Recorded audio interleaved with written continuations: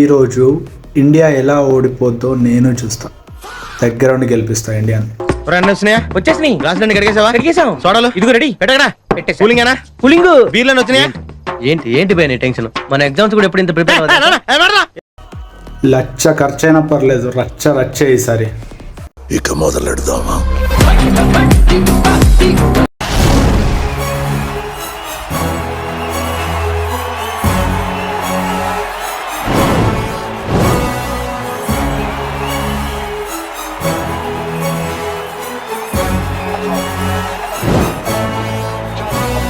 ఇది రణరంగం రణచదర